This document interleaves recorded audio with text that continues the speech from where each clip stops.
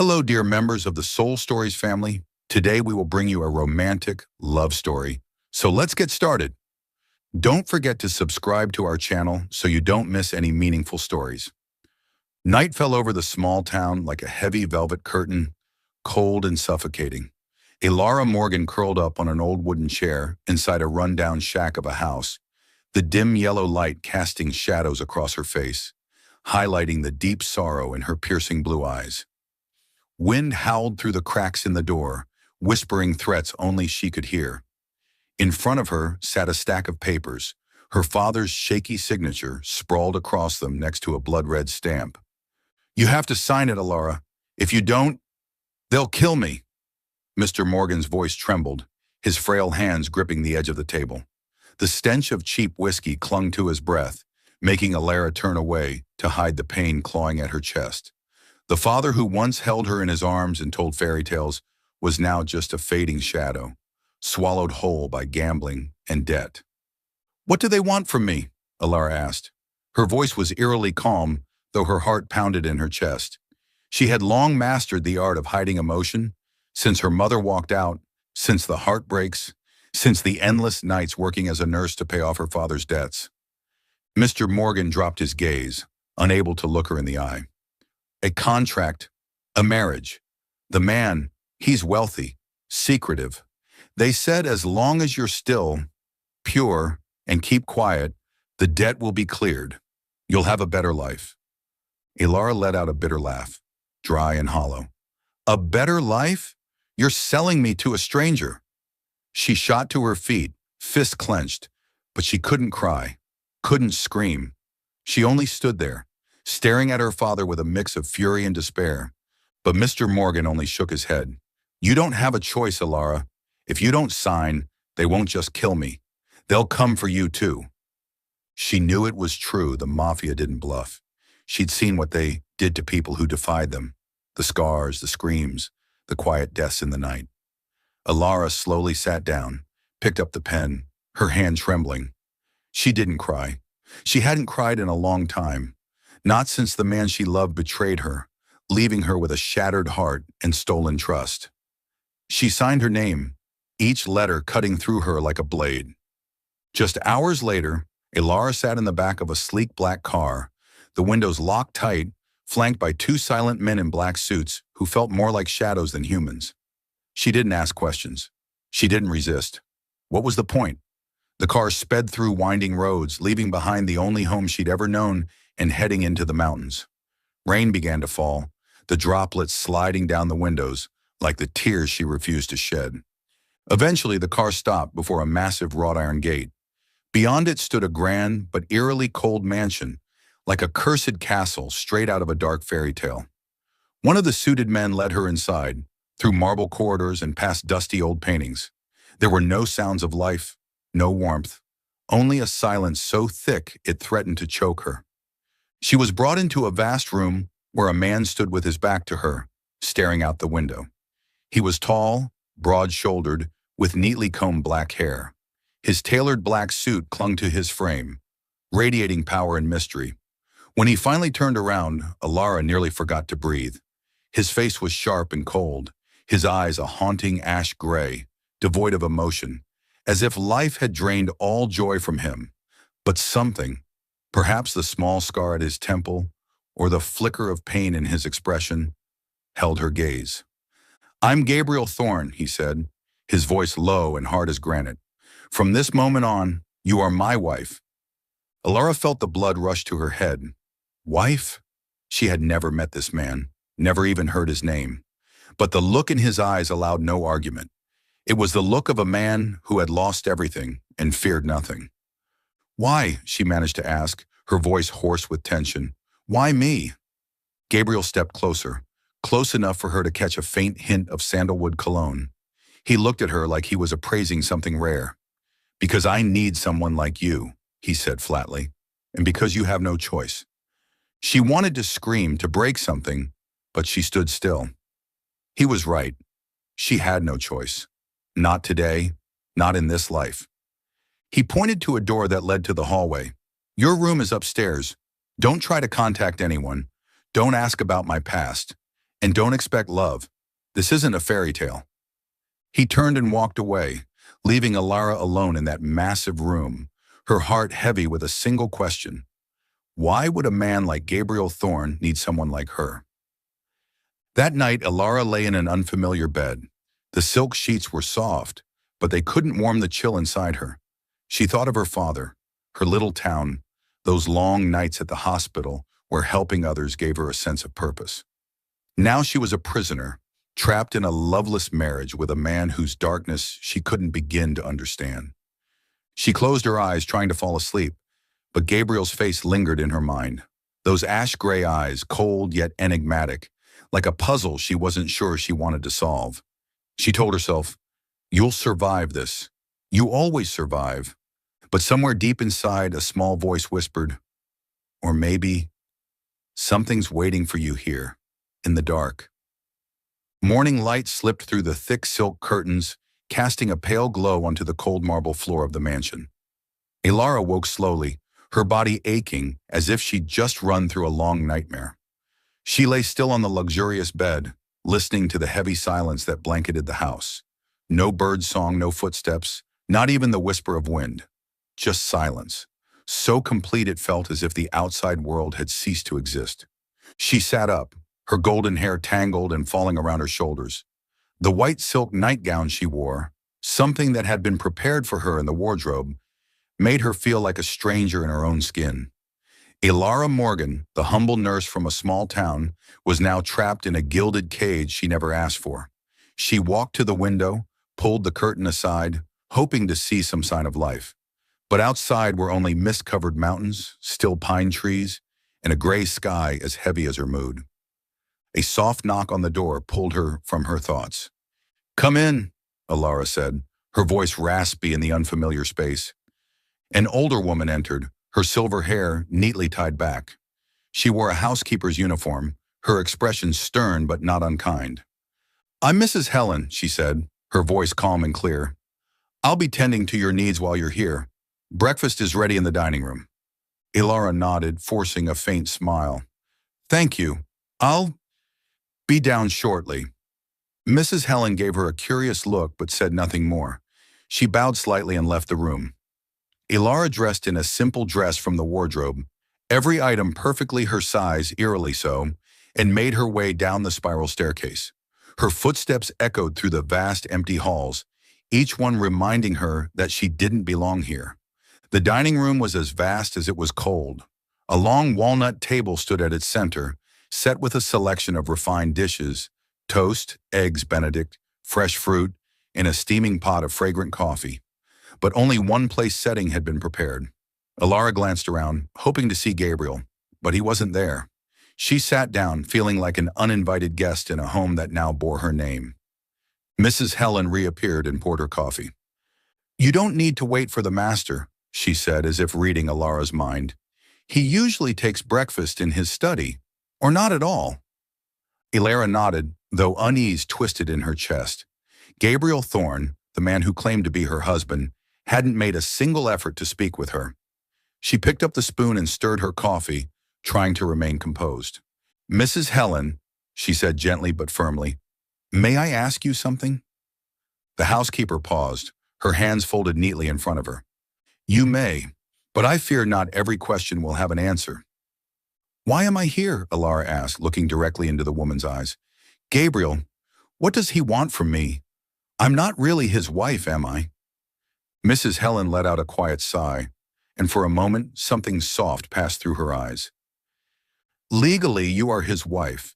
As for what he wants, I don't think he even knows. But you are here because he chose for you to be. That's all I can say." Alara wanted to press further, but the look in Helen's eyes was a gentle warning. She fell silent and turned back to her breakfast, even though every bite stuck in her throat. The following days passed in a monotonous loop.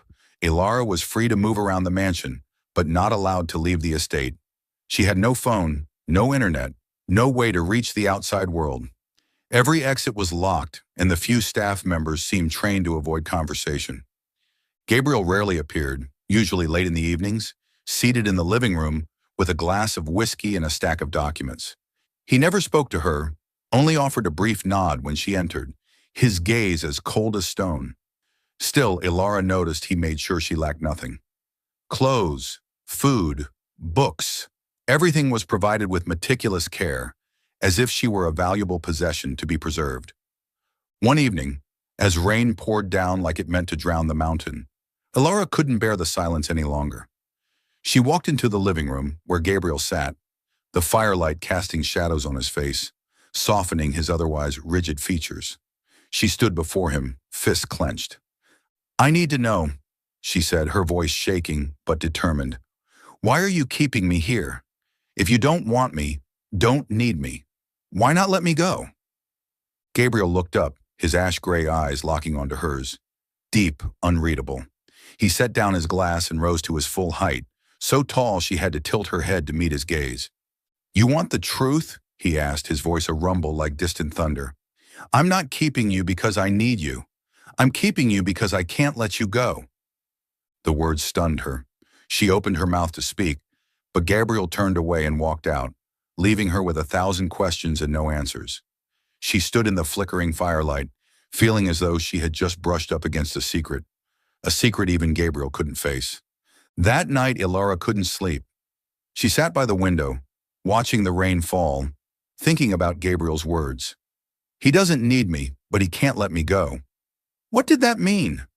She thought about his eyes, that faint scar near his temple, the way he always kept his distance yet never treated her cruelly. He wasn't the man she feared, a tyrant or a brute. He was a mystery, a wall of ice she wasn't sure she wanted to break. She told herself, "I'm not here to love him. I'm here to survive." But deep down, a small voice whispered, "Or maybe something's waiting for me here, in this silence." She closed her eyes and let the rain lull her to sleep, unaware that at that very moment, in the dark study at the end of the hall, Gabriel was staring at an old photograph, a woman and a young girl, both smiling brightly. He gripped the photo tightly and whispered, "She's not you. But why does she make me feel this way?" The rain kept falling, as if the sky itself wept for the pain buried within the cold, hollow mansion. Ilara had grown used to the dull rhythm of life here. Meals eaten alone, long hours spent reading by the window, and those fleeting moments when she caught Gabriel's gaze, cool and guarded, yet occasionally flickering with something she couldn't quite name. But tonight was different. Ilara woke in the middle of the night, her body burning with fever. She trembled beneath the silk sheets, her nightgown soaked in sweat, hair clinging to her face.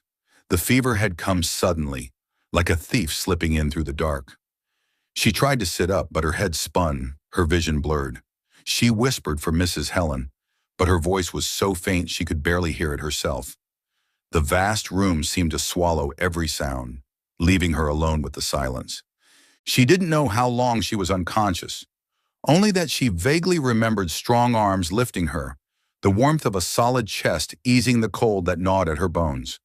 When she opened her eyes, the soft glow of a bedside lamp illuminated Gabriel's face. He was seated at the edge of her bed, one hand holding a cold cloth to her forehead, the other gripping a bottle of medicine. His ash-gray eyes weren't cold anymore. They were filled with worry, almost panic. "Don't move," he ordered, his deep voice tight with urgency. "Your fever's high. I called a doctor, but the mountain road is blocked by the storm. We have to wait until morning." Ilara tried to respond, but her throat was too dry. She could only look at him, stunned by his presence. Gabriel Thorne, the man who always kept his distance, was here, caring for her as if she were the most precious thing in the world. She felt the warmth of his touch as he adjusted the cloth on her head, his movements gentle, almost reverent. "Why?" she whispered, her voice weak. "Why are you doing this?" Gabriel paused, his gaze locking with hers, deep and unreadable. For a moment she thought he wouldn't answer, like all the times before. But then he spoke, voice rough with an emotion he seemed to fight back. "I can't take losing someone again." His words struck her like a stone tossed into a still lake. She wanted to ask more, to understand what lay behind that confession, but the fever pulled her under once more. Just before sleep claimed her, she felt his hand wrap around hers, firm, warm, and trembling, as if he feared she might slip away. When Alara woke again, soft morning light filtered through the curtains. She felt better, though still weak. The room looked the same, yet something had changed. A chair pulled close to her bed, a light blanket draped over it, as if someone had sat there all night. She touched her forehead. The cloth had been replaced. A glass of water sat on the nightstand. Mrs. Helen entered, carrying a tray of light food. "You're awake," she said, her voice gentler than usual. "You had us worried." "Gabriel," Alara hesitated. Was he here all night?" Mrs. Helen looked at her, momentarily surprised, then offered a small smile. "He didn't leave this room until the doctor arrived. He carried you up here from the sitting room when you fainted. I haven't seen him like that in a long time. Not since—" She stopped herself, as if realizing she'd said too much. Alara didn't press her, but her heart beat faster. She thought about Gabriel, his worried eyes, his broken voice. I can't take losing someone again. Who had he lost? And why had she, someone forced into his life, stirred that emotion in him? That afternoon, the doctor finally arrived. He confirmed that Alara's fever was from the weather change and exhaustion. He left some medication and advised rest. Alara sat by the window, watching the distant pines sway in the wind. She was still trying to piece together Gabriel's mystery when the door creaked open. Gabriel entered, dressed in his usual black suit, but something about him was different. He looked uncertain. In his hands was a small tray with a bowl of hot soup and a crusty roll. "Mrs. Helen said you should eat something," he said, setting the tray on the table beside her. Alara blinked. "You didn't have to do this. Mrs. Helen could have—" "I wanted to," he interrupted. His tone was firm, but not unkind. He stood there for a beat, unsure of what to do next, then finally sat down in the chair beside the bed. "How do you feel?" "Better," she said, trying not to show her surprise. "Thank you for last night." He didn't reply right away. He looked out the window instead, eyes distant. "I'm not good at taking care of people," he said after a long pause. "But I couldn't just stand there and watch you like that." Warmth bloomed in her chest. She didn't understand him, didn't know why he was doing this, but for the first time, she felt a crack in the icy wall he'd built around himself. She smiled softly, genuinely. "You're not as terrible as you think you are." Gabriel looked at her, something flickering in his expression. Then he stood abruptly, as if afraid that staying longer might expose too much. "Get some rest," he said before leaving the room. Alara sat quietly, the bowl of steaming soup untouched as a strange realization settled over her. She wasn't afraid of him anymore. That night, lying in bed, Alara thought about Gabriel, the way he had carried her, held her hand, the way his voice had cracked when he said he couldn't bear losing someone again. He wasn't her real husband. He wasn't someone who loved her. But something in his actions made her question whether he was truly as cold as he seemed. Maybe, she thought, somewhere deep inside him, there's still a broken piece of a heart trying to beat again. She closed her eyes, letting sleep take her. But tonight, for the first time, she didn't feel alone. In the silence, she heard the soft sound of footsteps in the hallway. Gabriel. She was sure it was him. He didn't come in. He only stood there for a moment, and then walked away. And for the first time since she arrived, Alara smiled in her sleep. Do you believe love can heal even the deepest scars? Share your thoughts in the comments. The storm outside roared on, thunder and rain colliding like a violent symphony echoing the chaos building inside Alara's heart. She sat in front of the fireplace, a forgotten book resting on her lap, her eyes drawn to the flashes of lightning streaking through the window. Storms always unsettled her, stirring memories of long nights in the old house, her father's shouting, the threats of loan sharks rattling the walls. Tonight that fear returned, tightening around her chest like a vice. Then darkness fell. The power went out suddenly, swallowing the room in terrifying silence, save for the thunder that shook the walls. Alara sprang to her feet, heart pounding, hands fumbling in the dark. She wasn't afraid of the dark, but the solitude, the helplessness in the middle of a storm made her feel like she was tumbling into a bottomless pit. "Someone," she whispered, her voice barely audible, unsure of who she was calling for. "Alara?" Gabriel's voice came from the hallway, low, steady, accompanied by the soft beam of a flashlight. She turned and saw him standing there, his shirt drenched and clinging to his muscular frame, every line of his body sharply defined. His black hair was tousled and dripping, rain running down the sharp angles of his face, making his ash-gray eyes appear even more intense, magnetic. He had just returned, likely caught in the storm on his way back from the city. "I'm here," she answered, her voice trembling. She tried to hide her fear, but a crack of thunder made her flinch.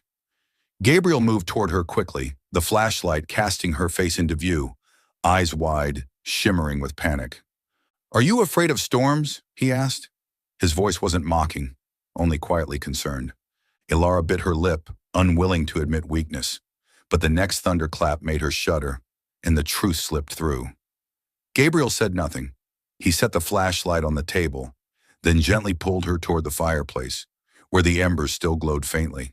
He knelt, added more logs, and the flames roared back to life, casting warm light over them both. "Sit here," he said. His tone was commanding, but there was an irresistible softness beneath it.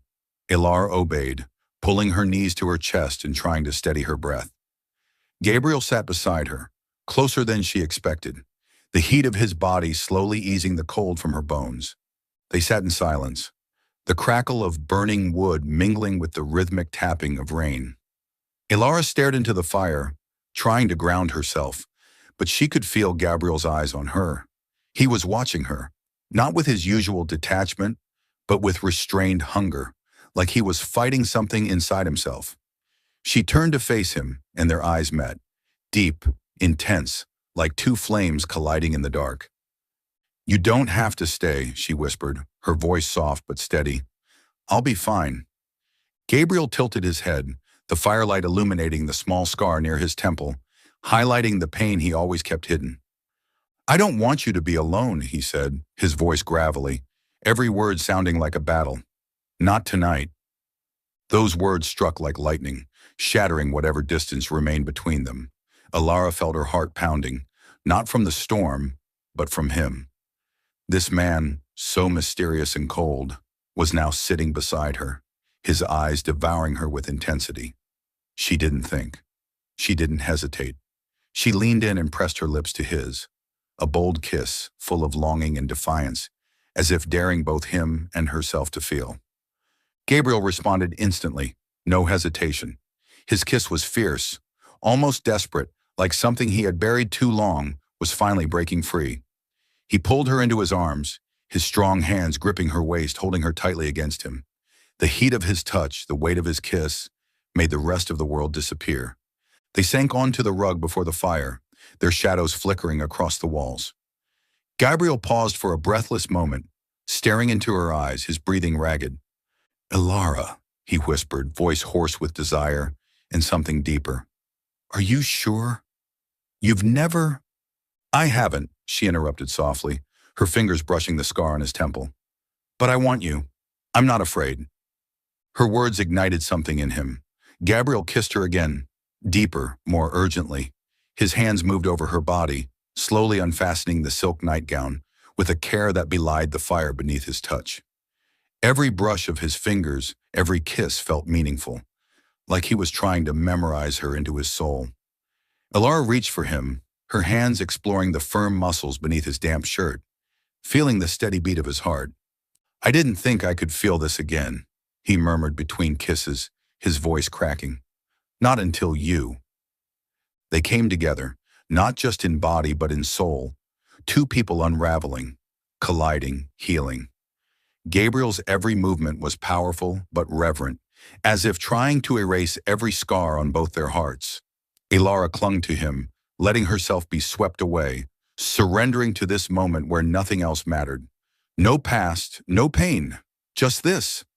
Outside, thunder roared and rain fell in torrents, but inside there was only heat. The firelight danced on their skin, painting a picture of intensity and tenderness. When it was over, they lay tangled in each other's arms, sweat glistening on their bodies, breaths mingled in the quiet. Gabriel pulled her close, his arms tightening around her like he was afraid to let go. He kissed her forehead and whispered, "You're not something I own, Ilara. You're everything I never let myself hope for." Ilara smiled and rested her cheek against his chest, listening to the steady beat of his heart. She didn't know what tomorrow would bring, but tonight, in the storm, she had found something real, something hers. She closed her eyes, letting his warmth lull her to sleep. And for the first time, she felt like she belonged, right here, in the arms of the man who was holding her like she was his whole world. After the stormy night, the air inside the mansion felt lighter, as if the rain had washed away some of the cold that had clung to its walls for far too long. Ilara woke in her now familiar bedroom, but this time she didn't feel alone. The warmth of the night before, of Gabriel's arms, still lingered on her skin, a tender reminder that she was no longer just a stranger in this house. She smiled, small but sincere, thinking of him, the mysterious man with the locked-up heart who had let her touch a hidden corner of it. She slipped into a soft, light blue cotton dress from the wardrobe, choosing something simpler, something that felt more like herself. When she came down the stairs, Gabriel wasn't in the dining room as usual. Mrs. Helen was clearing the table, and when she saw Ilara, she offered a rare smile. "The master is in the garden," she said, her tone carrying a hint of meaning. "He said you should come when you're ready." Ilara blinked. The garden? She had seen it from the window, but she'd never been allowed outside. The iron gates and the watchful eyes of the staff had always reminded her that she was a guest under careful restrictions. But today felt different. She nodded, a flicker of curiosity and excitement stirring in her chest. The garden lay behind the mansion, hidden behind an old wooden gate. When Ilara pushed it open, a cool breeze carrying the sweet scent of flowers washed over her, making her pause. Before her stretched a sea of lavender, a soft purple wave swaying gently beneath the morning sun. Tiny blossoms whispered in the wind, telling stories she had never been invited to hear. In the center of the garden stood Gabriel, sleeves rolled up, pruning shears in hand, looking strangely at peace. He glanced up at the sound of her footsteps, and a faint light flickered in his ash-gray eyes. "I thought you should see this," he said, his voice low but no longer cold. "It means something to me." Ilara walked closer, unable to take her eyes off the lavender. "It's beautiful," she whispered, gently brushing her fingers across the soft petals. "Why didn't you let me come here sooner?" Gabriel was silent for a moment, his gaze lost in the field of flowers, as if staring into a distant memory. "I built this for my daughter," he said, voice raw and quiet. "She loved lavender. She said it made her feel like she was dreaming." Ilara felt her heart tighten. His daughter. Gabriel had never spoken of family before, but now she understood. He had lost something irreplaceable. She didn't ask more. She simply stood beside him, letting silence say what words couldn't. "Can I help you take care of them?" she asked softly. "These flowers, they deserve to be loved." Gabriel looked at her, surprised. Then he nodded. "All right," he said. And for the first time, she saw a smile break across his lips. Not wide, not obvious, but enough to make her heart skip. A real smile. That afternoon, Ilara decided to try baking in the mansion's enormous kitchen. She needed something normal, something warm and comforting to fight off the lingering weight of her past. Mrs. Helen guided her gently, but Ilara, adorably clumsy, burned an entire batch of cookies.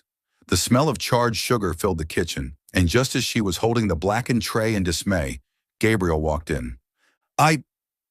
I'm sorry," she stammered, cheeks flushed. "I just wanted to try something normal." Gabriel looked at the tray, then at her, and to her astonishment he laughed, a deep, warm laugh that echoed through the kitchen, shattering the silence that had ruled this house for so long. Ilara froze. She had never seen him laugh. She hadn't even believed he could laugh. But here he was. His face lit up, his usual sternness softened, revealing someone entirely new. "You're a disaster in the kitchen," he chuckled, eyes twinkling with something close to affection. "But I bet you'll get better." Ilara burst into laughter, the tension melting away. "Oh, is that a challenge? Next time I'll bake something so good you'll be begging for more." "I'll hold you to it," Gabriel replied. In that moment, They weren't two strangers forced into marriage. They were just two people, sharing burnt cookies and blooming laughter between lavender fields and healing hearts. That evening, Gabriel invited Alara to join him for dinner. Truly join him for the first time. The meal wasn't extravagant, but it was prepared with care. Beef stew, mashed potatoes, and a bottle of red wine. Candlelight flickered across the table, casting a warm glow over everything, making the room feel intimate for the first time. Alara spoke of her days as a nurse back in the small town, the patients who made her laugh, those who made her cry. Gabriel listened, not just politely but deeply. He asked questions, offered quiet comments. She realized he wasn't just hearing her. He wanted to understand her. After dinner, they sat by the fireplace, each with a glass of wine. Gabriel told her about the lavender, how he learned to care for them to keep his daughter's memory alive. Lara's heart swelled. "You're a wonderful father," she said sincerely, "and I think you're a good man too." Gabriel looked at her, something stirring in his eyes, something unspoken, powerful. He set down his glass and reached for her hand, his fingers brushing lightly over hers. "You make me want to believe that," he murmured. "You make me want to live again." Alara smiled and squeezed his hand gently. She thought of the stormy night, of the way they'd found each other in the dark. And now, in the soft glow of firelight, she felt something she hadn't dared admit until now. "I could fall in love with this man." When they rose to return to their rooms, Gabriel held her hand a little longer, his gaze saying what his lips didn't. Alara walked up the stairs, her heart full and burning bright.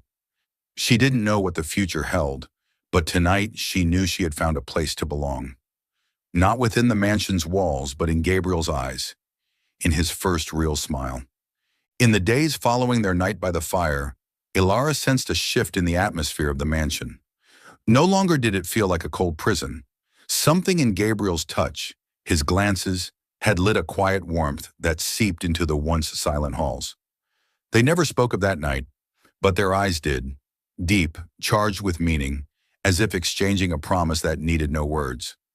Alara began to feel she wasn't just someone forced into this place, but someone meant to be part of Gabriel's world, even if that world was still laced with shadows. That morning, she woke to pale sunlight streaming through the curtains. She dressed in a soft knit dress and made her way to the kitchen, where the scent of toasted bread and coffee filled the air. Mrs. Helen was preparing breakfast, and Gabriel had already gone out, as he often did. But today he'd left something behind, a small note resting on the table. "Meet me in the lavender garden this afternoon. There's something I want to show you." Alara read the words over and over again, her heart quickening. He had never left her a note before. This quiet gesture, this choice to reach out, made her feel both nervous and strangely hopeful. She spent the morning in the garden, trimming dry stems and watering the roots, soaking in the calm this place offered.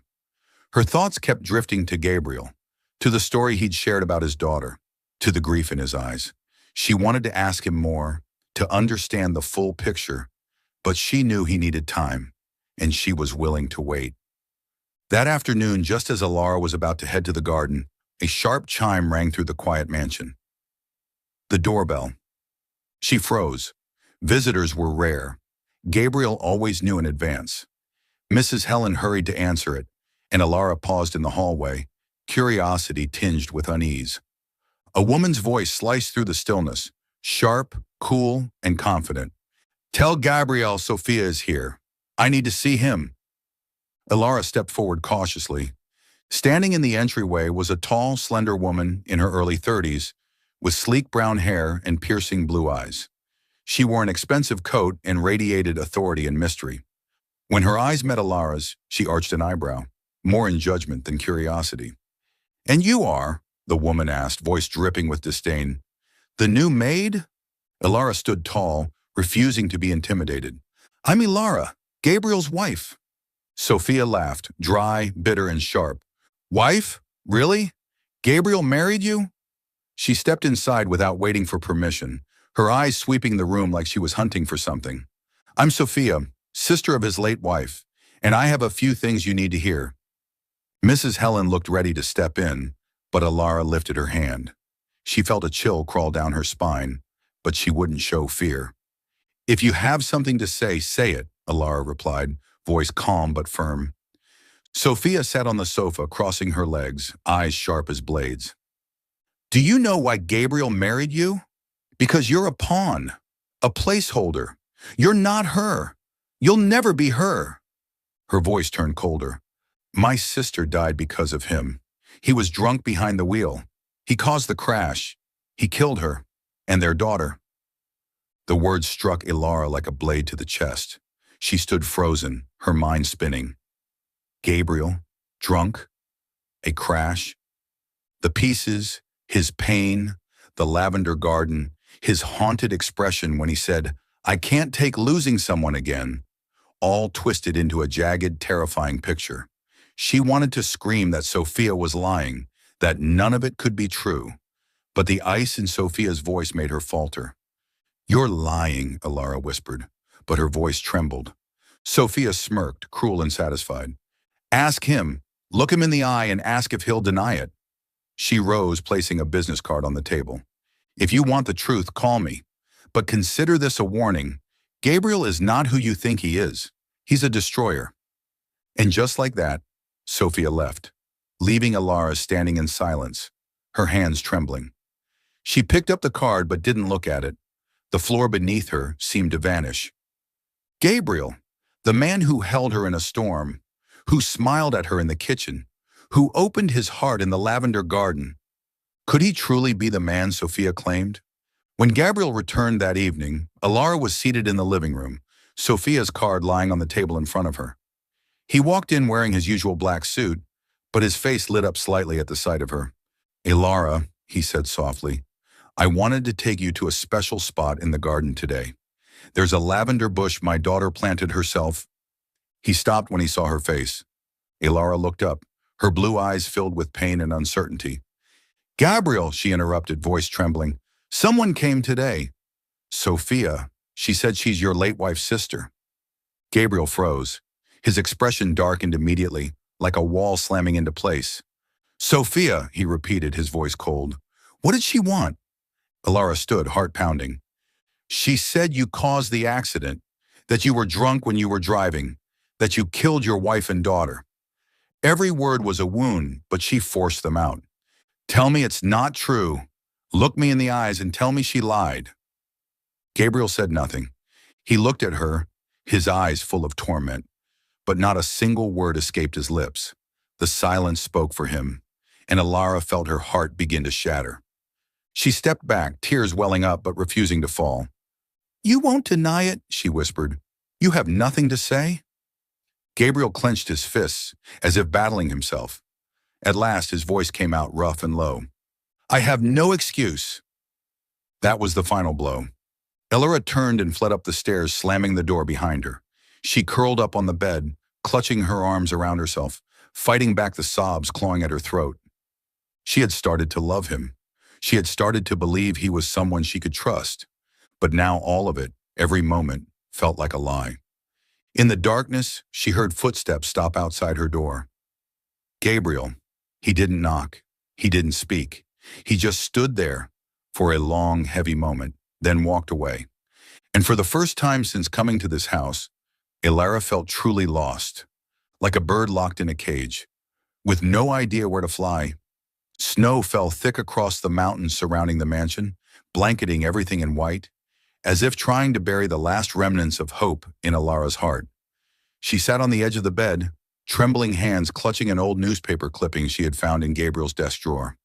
The headline read, CEO Gabriel Thorne involved in fatal car accident. The article didn't mention alcohol, but referenced a controversy over responsibility and the tragic loss of the Thorne family.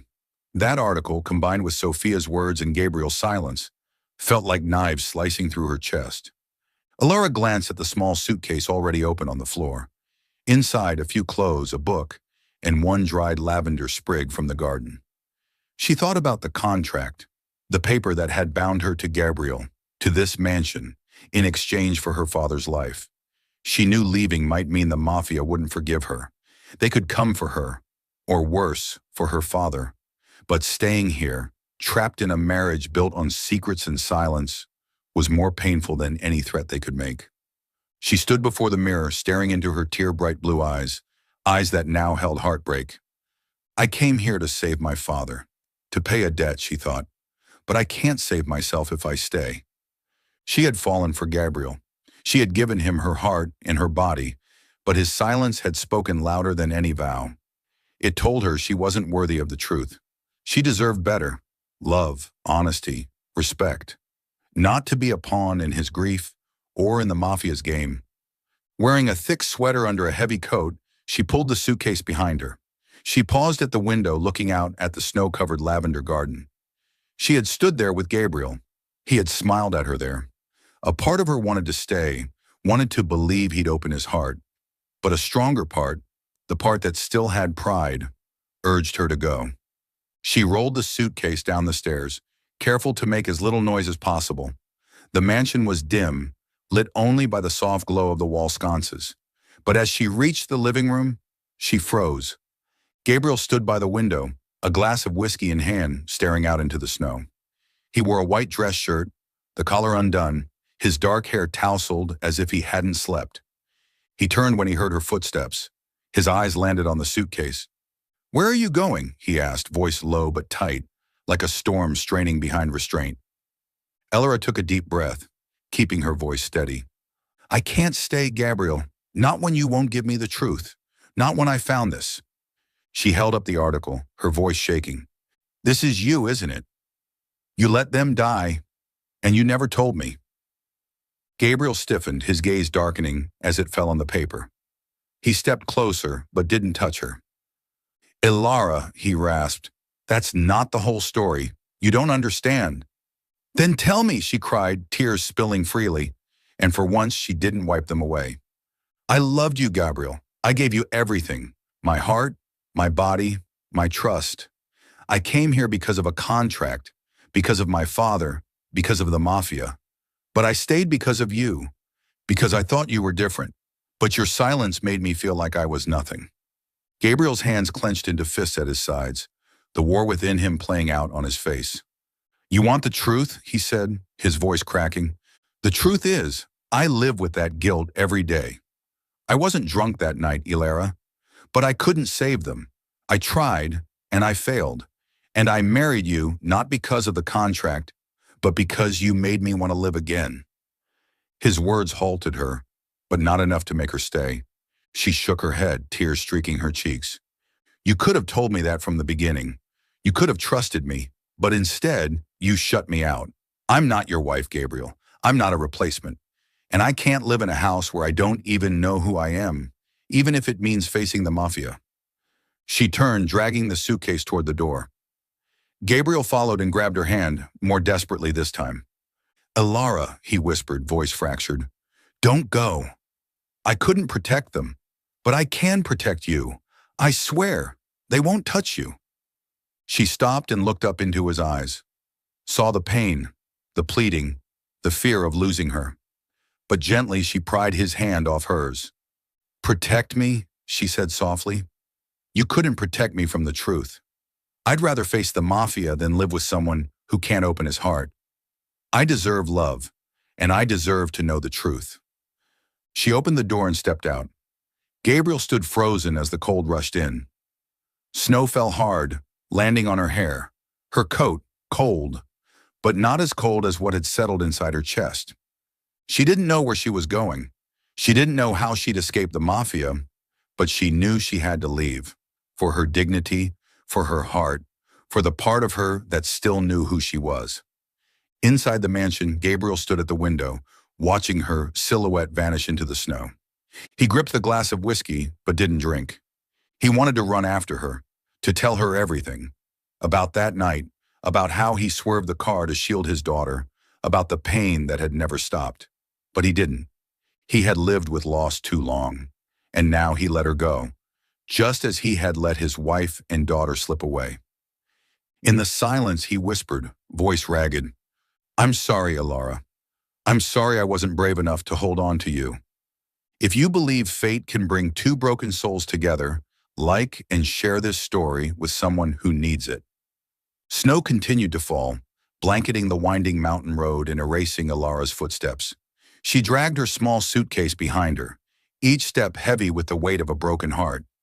She had no destination, no plan, no shelter, but she knew she couldn't go back. Not after Gabriel's silence. Not after realizing she had fallen for a man she didn't truly understand. The mafia contract, the newspaper article, and Sophia's words haunted her like ghosts, but it was pride that had driven her from the mansion, even if the price might be her life or her father's. The mountain road was deserted, filled only with the whistling wind and the soft fall of snow. Ilara clutched her coat tighter around her body, her breath forming clouds in the freezing air. She tried not to think of Gabriel, of his pained eyes as she walked away, but his image lingered, unshakable. He said he would protect me from the mafia, she thought, but he couldn't protect me from the truth. She shook her head and forced herself to focus on each step, but deep down, fear was growing. The mafia didn't forgive those who broke contracts, and they would find her. Just hours later, her fear became reality. A black car emerged from the snow, its headlights cutting through the haze.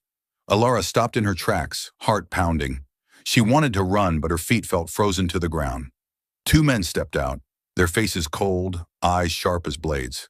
She recognized one of them, the same man who had delivered her to the mansion the night she signed the contract. "Miss Morgan," the man said, his voice flat but threatening, "did you really think you could run? This contract isn't a game. If you don't return to Thorn, your father will pay first, then you." Ilara clenched her fists, trying to keep her voice from trembling. "I don't belong to him. I don't belong to anyone. Do whatever you want, but I'm not going back." The man smirked, stepping closer, his large hand wrapping around her wrist. "You're more stubborn than I thought. But the mafia doesn't care about pride. Come with us, or we'll drag you." Ilara yanked her arm back, but he was too strong. She screamed and kicked his leg, but another hand grabbed her hair and yanked hard. Pain shot through her scalp, but she didn't stop resisting, even knowing it was useless. And then, another set of headlights pierced the storm, followed by the roar of an engine. A second car skidded to a stop beside them. The door flew open, and Gabriel stepped out. His eyes were razor-sharp, filled with fury. He wore a black coat, hair soaked in snow, but his entire presence radiated danger. "Let her go," he said, voice deep and commanding. "Now!" The thug sneered, but there was hesitation in his eyes. "This isn't your business, Thorn." She broke the contract. "She belongs to us." Gabriel stepped forward without flinching. "She belongs to me," he said coldly. "And if you touch her again, I swear, your entire operation will pay." Before the man could react, Gabriel lunged, punching him square in the jaw. The second thug drew a knife, but Gabriel was faster, kicking the blade away and tackling him to the snow. Ilara stood frozen, heart racing, unable to believe what she was seeing. Gabriel, usually so controlled, was now fighting like a wild animal, ruthless and fearless, all for her. But the fight didn't last long. One of the men slashed Gabriel's shoulder with a blade, sending him staggering. Blood bloomed through his coat. Ilara screamed and rushed to him, but Gabriel shoved her aside and kept fighting, until the attacker collapsed unconscious. The other man fled, disappearing into the blizzard. Gabriel fell to his knees, gripping his bleeding shoulder. Ilara dropped beside him, tears streaming down her face. "Gabriel, why did you do this?" she whispered, voice shaking. "Why did you come?" He looked at her, his storm gray eyes filled with pain. "Because I can't lose you," he said hoarsely. "Not the way I lost them." Ilara couldn't speak. She helped him up and loaded him into the car, racing toward the nearest hospital, her heart pounding with fear, and something else she couldn't name. At the hospital, Gabriel was rushed into emergency care. Ilara sat alone in the hallway, her clothes stained with his blood, hands trembling in her lap. She thought about the way he had fought for her, the way he had said, "I can't lose you." She had walked away believing he didn't need her, but his actions said the opposite. When the doctor finally came out and said Gabriel would be okay, that the wound was deep but not life-threatening, Ilara felt her knees weaken with relief. She entered his room. Gabriel lay on the bed, shoulder bandaged, face pale but alert. Ilara sat beside him silently, then reached for his hand, warm and alive. "Ilara," he said, voice rough but steady, "I owe you the truth." Her heart thudded. "Then tell me," she whispered. "Everything."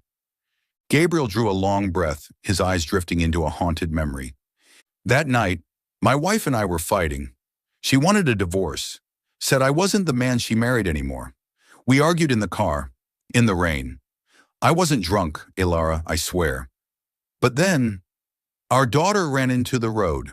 She just wanted us to stop fighting. I swerved to save her. The car hit a tree. My wife died instantly. My daughter," he closed his eyes, "she survived 3 more days. I couldn't save them. I'll never forgive myself." Ilara's tears fell freely now, but she didn't let go of his hand. "Why didn't you tell me?" she asked, her voice breaking. "Why did you let me think you killed them?" Gabriel met her eyes, guilt etched across his face. "Because I was afraid. Afraid you'd look at me the way I look at myself. A failure.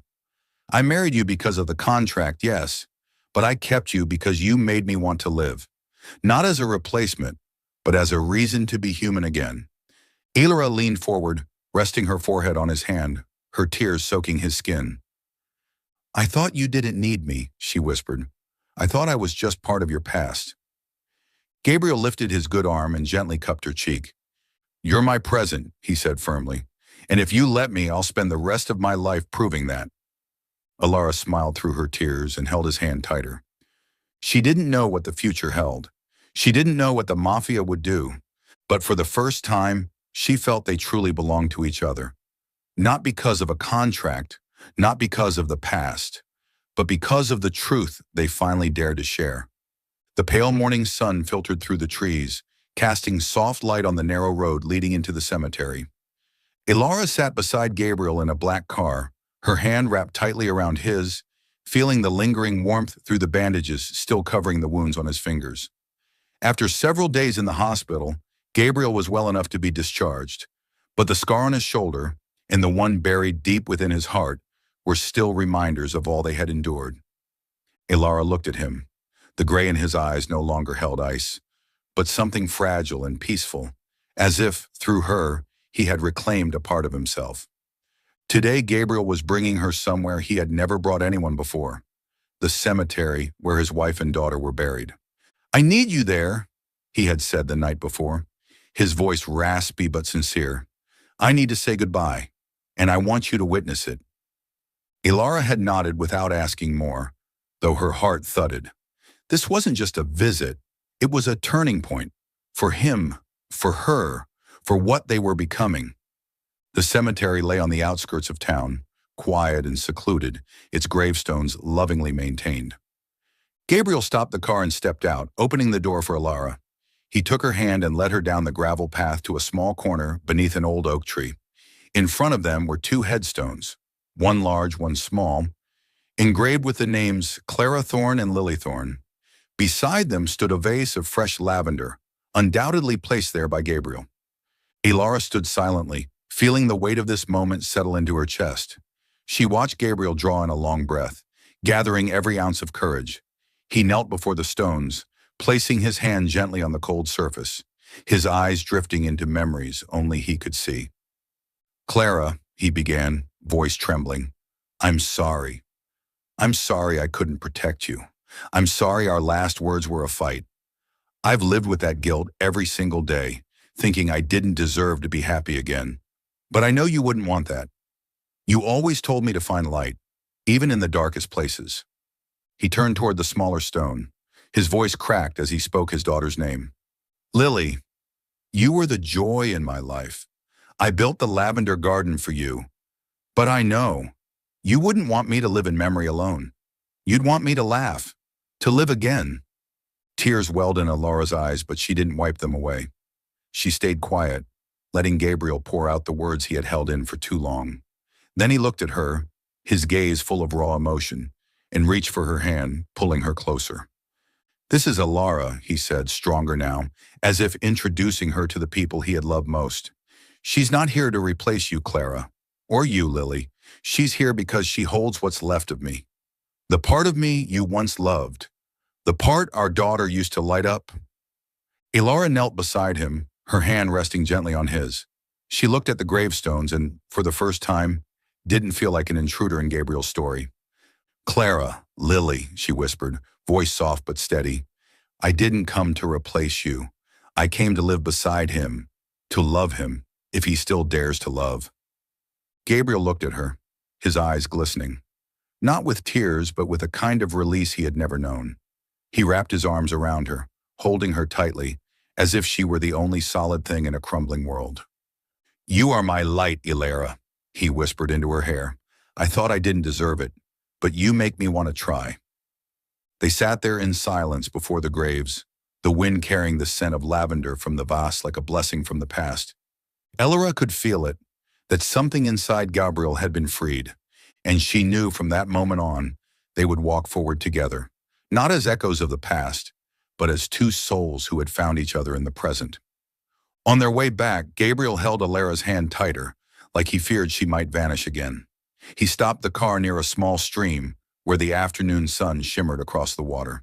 He turned to her, his gaze deep and unwavering. I never thought I'd find someone like you, he said. When I married you because of the contract, all I wanted was to keep you safe from the mafia. But now, I want to keep you because I love you. Ilara smiled, her heart swelling. She leaned in and kissed him, a soft, meaningful kiss. I was afraid I couldn't pull you out of the dark, she murmured. But now I know. We can create the light together. They sat by the stream, fingers intertwined, speaking of the future, a future no longer bound by contracts, by mafia threats, or ghosts of the past. Ilara knew the danger wasn't gone, that the mafia could still return, but she wasn't afraid anymore. With Gabriel, she felt stronger than ever. As the sun dipped low, they returned to the mansion. It no longer felt like a cold prison. It was a home where they would begin writing the next chapter of their story. Ilara looked at Gabriel. He smiled, not a smile born of pain, but one filled with hope, and she knew, whatever lay ahead, they would face it together. When Ilara and Gabriel returned from the cemetery, the golden glow of sunset had faded into the calm of night, casting a peaceful veil over the estate. Outside, the lavender garden swayed quietly under the moonlight, as if whispering a blessing upon them. In the car, Gabriel's hand held tightly to Ilara's, his fingers interlaced with hers, as though he never wanted to let go of the sacred moment they had just shared. When he said goodbye to Clara and Lily, and when Ilara stood beside him, becoming the light that had led him through the dark, she looked at him, and in his storm-gray eyes she saw something new. Freedom. She smiled, squeezing his hand gently, and he returned her gaze with a depth full of love. They entered the mansion slowly, not rushing, as if savoring every second together. Gabriel suggested they sit by the fireplace, and Ilara nodded, her heart warm at the thought. In the living room, the fire crackled softly, casting a golden glow across their faces. Gabriel sat down on the rug and pulled Ilara close beside him. Their shoulders touched, and his warmth seeped through the soft fabric of her dress. Are you okay? He asked, his voice low and searching her eyes. Today wasn't easy, for either of us. Ilara leaned her head on his shoulder, smiling. I'm okay, she whispered, sincere. Today I saw you let go, Gabriel, and I'm happy I was there with you. Gabriel turned toward her, his eyes shimmering in the firelight. You don't know how much you mean to me, he whispered, brushing her hair back. I've lived in the dark for too long, Ilara. But you're the light, the reason I want to live again. His words pierced her heart, sending warmth radiating through her chest. She lifted her gaze to meet his and saw a sea of emotion, love, gratitude, and a deep longing. I used to think I didn't deserve to be loved, she said, her voice trembling. But you showed me I do. You gave me a reason to believe in love. Time seemed to stand still between them, the only sound the crackling of wood and the soft rhythm of their breaths. Gabriel leaned in, kissing her gently. The kiss grew deeper, hungrier, as if they were giving each other every piece of their souls. He pulled back, his voice rough with emotion. Ilara, he murmured, I want you, not just tonight, but always. I want us to belong to each other completely. She smiled, tears shimmering in her lashes. I want you too, she whispered. I want us to be free in this love. Without another word, Gabriel stood and gently lifted her into his arms, strong and tender. Ilara wrapped her arms around his neck, resting her cheek against his shoulder, feeling the safety and warmth he gave. He carried her up the stairs into his bedroom, where moonlight streamed through the curtains and washed the bed in a silver glow. He laid her down, never breaking eye contact. He removed his shirt, revealing the scar on his shoulder, a mark from the night he fought for her. Ilara traced it with her fingertips, a silent promise to heal every hurt. Gabriel kissed her again, lips moving from her mouth to her neck, to her collarbone, each touch a vow, each kiss a memory being rewritten. They came together not in desperate hunger, but in deep, profound love, releasing every wound of the past. Gabriel moved with purpose and reverence, cherishing her as if to say she was his world. Ilara held him close, surrendering wholly to him, her heart finally unafraid. I love you, she whispered, voice breaking with emotion as their bodies and souls melted into one. Forever, Gabriel. He held her tighter, pressing his lips to her forehead. I love you too, he said firmly, in every lifetime. When everything quieted, they lay together, moonlight glistening on their skin like stardust. Gabriel cradled her in his arms, stroking her hair, whispering, You're my home, Ilara.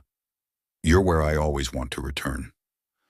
Ilara smiled, nuzzling into his chest, listening to his heartbeat. And you're my light, she murmured. The reason I dared to love. 1.5 years later, the mountain estate had become a true home, filled with warmth and laughter. The lavender garden bloomed year-round, and the marble walls were now adorned with paintings and family photos. Laughter echoed from the living room, where Ilara was playing with their 6-month-old son, Ethan, a baby with Gabriel's storm-gray eyes and her radiant smile. Not long after that fateful night by the fire, Ilara had discovered she was pregnant. It was a gift from life itself, as if the universe was blessing their love. She kissed Ethan's cheek, joy filling her heart. Gabriel walked in, sleeves rolled up, and his eyes lit up at the sight of them. He had become a devoted father, a loving husband, no longer haunted by the shadows of the past. Kneeling, he kissed Ethan's forehead and looked at Ilara with a knowing glint in his eyes. Can Mrs. Helen watch Ethan for a little while? He asked softly, a bit nervous. I have something to show you. Curious, Ilara smiled and handed Ethan to Mrs. Helen, who stood nearby. Gabriel led her into the lavender garden, where golden sunlight bathed the purple blooms in a dreamlike glow. At the center of the garden, a small table was set with candles, flowers, and a bottle of red wine sparkling in the fading light. Gabriel, what are you doing? She asked with a soft laugh, but her heart raced when he knelt down and pulled out a small velvet box. Opening it, he revealed a white gold ring with a deep sapphire stone, as blue as her eyes. Ilara Morgan, he said, voice steady and full of love. Our first wedding was forced, a contract. But today I ask you again, not for the mafia, not because of the past, but because I love you and I love Ethan. Will you be my wife, truly forever? Tears welled up in Ilara's eyes. She dropped to her knees and embraced him, whispering, Yes, Gabriel, I will be your wife, every day, every moment, forever. Gabriel slid the ring onto her finger and pulled her into a deep emotional kiss, surrounded by waves of lavender. They held each other in the golden dusk, the light wrapping around them like a blessing. Ilara looked into his eyes and saw her whole world, a husband, a father, a man who had fought to love and to be loved.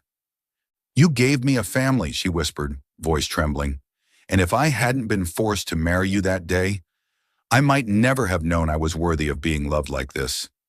Gabriel smiled and kissed her forehead. And you gave me a reason to live, he replied. Ethan, you and our future, that's the light I was always looking for. Hand in hand, they returned to the house where Ethan was waiting. Under the golden lights of the mansion, they knew their story, born from pain, had become a song of love, healing, and soft whispers in the quiet. Ilara and Gabriel found light in the darkest places. Subscribe to our channel for more stories that touch the heart.